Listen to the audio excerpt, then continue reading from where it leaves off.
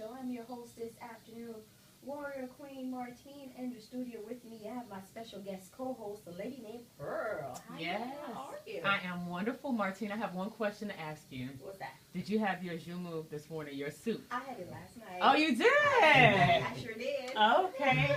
Should we tell the people what the jumu soup is about? Yeah, we will. Okay, awesome. We'll talk about it. And of course, we have DJ Super Pec that's been playing all this good Haitian music. Yes. Well, thank you. Yeah. Thank you for everybody who's tuned in right now and listening in. Caribbean Running Show, you know how we do it. And today's a very, very special day. Not only the first day of a brand new year, but of course we're celebrating Haitian Independence. And the show today is, the soundtrack is going to be all about Haiti and Haitian music. And we celebrating y'all. Yes, we are. Thank you so much. And you know, I love the last, the two tracks before this one, the hip hop. Yes. This guy, what's his name? Straight Pro? The Straight Pro, yeah. He described our history in 316 bars amazingly, like detailed as I've ever heard it. Now, you know, some people don't like reading books. I think we definitely should tune into this guy. How do you spell that? That's STRAYPONE. Okay? And the song was Beat Napoleon. All right? So it's Haitian Revolution music. You know, it's telling you all about the history, very important history, African history, the black history, part of the diaspora. And, you know, I always have to say big up to Haitians because they set the example for the rest of the Caribbean to follow in terms of fighting for independence from the colonialists that were controlling the islands at the time. So big up to all my Haitian friends out there and family. Yes, indeed. We are celebrating 212 years of freedom. Now the question is, are we really free? Is there really something to celebrate if we look at the state of where Haiti is and where Haiti was? So that's a future discussion we're going to have later on the show. But as Pearl stated, the soup jumu. Did you have your soup jumu last night? No, I did not. Can I have some of yours? Do you have some left over? I do. And you know, the tradition basically, okay, let me tell you what soup jumu is. Soup jumu is basically squash soup. And the ingredients are squash, carrots, cabbage, potatoes, noodles, whatever type of meat you want in there, or without meat. The list goes on. Celery.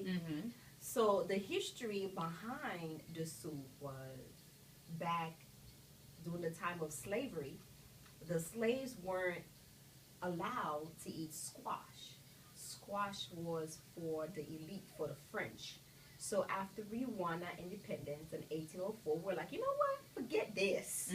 We're going to eat the squash. So that became part of our history and celebrating Independence Day and what made Haiti, Haiti. You know, so really in the Haitian tradition household, the soup is ready by midnight. They start cooking it in the afternoon. And, you know, by midnight, everybody has their bowl of squash soup. And if you haven't tasted the squash soup jumu, find a Haitian restaurant. I know there are Haitian restaurants out there that you can go and have a taste of the soup. We call it the Revolution Independence soup. You know, so Pearl, what does Haitian independence mean to you? Wow. First and foremost, before I answer that question, I want to say I'm so proud to come from a people that were the first to successfully overthrow white supremacy in terms of physical bondage. Right. Here on the Western Hemisphere. Why I'm so proud is because we caused a ripple effect. You know, it's about It's about a psychological thing. It's about a mental thing. So there were rebellions prior to our rebellion. A lot of slaves were rebelling. But the fact that we were successful told our brothers and sisters in Jamaica, told our brothers and sisters in America that this is possible.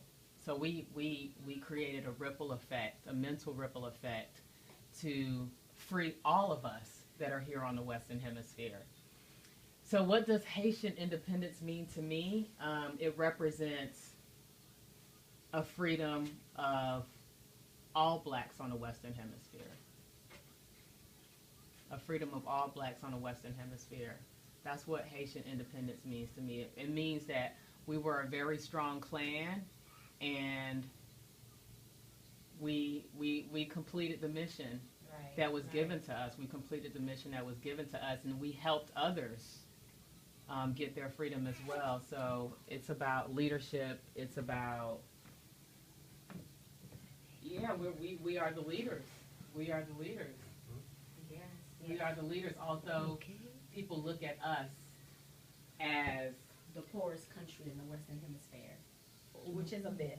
Yes, but we truly helped you, in terms of our community. When we look at communities of black people, I know when I was young, I was constantly teased for being Haitian. Mm-hmm.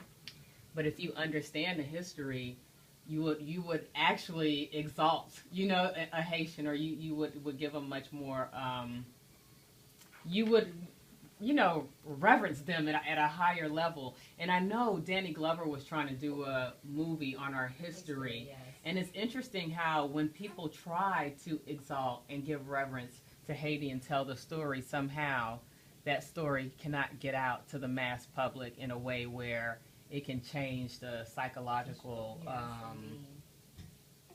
reference of what Haiti has currently. So. And then, the motto, too, for the revolution was L'Union fait la force, and unity their strength. Mm-hmm. So Haiti has been paying for that victory for 212 years because, they won against the French. Mm-hmm. And Haiti, as you stated, has helped, even here in the United States, there's a monument down in Savannah where Haiti has contributed to the American Revolution.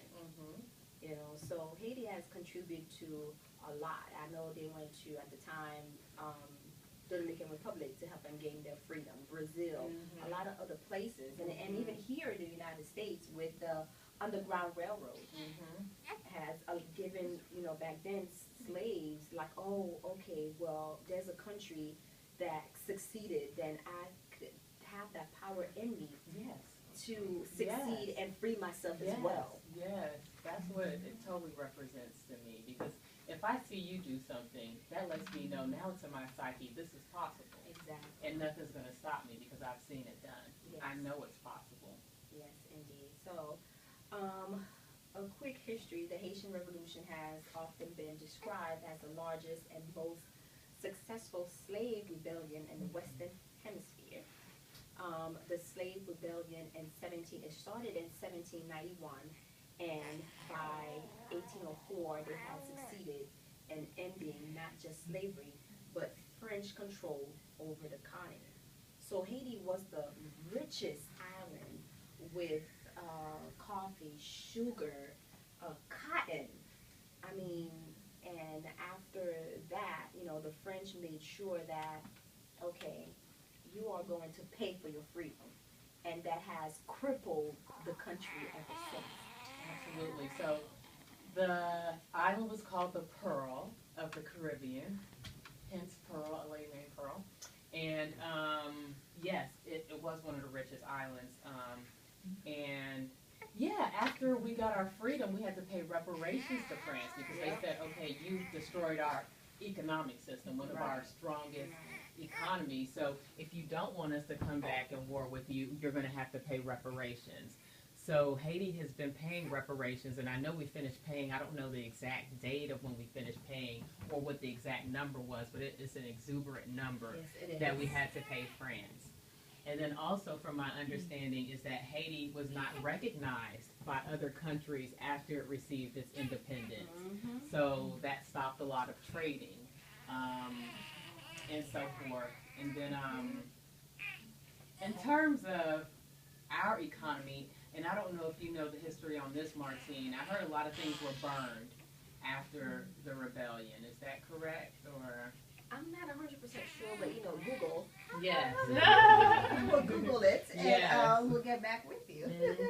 But we have to take a short station break. Stay tuned. You're listening to Caribbean Runnings right here on Wrfg 89.3Fm with Warrior Queen Martine, a lady named Pearl, and DJ Super Pec. We'll be right back.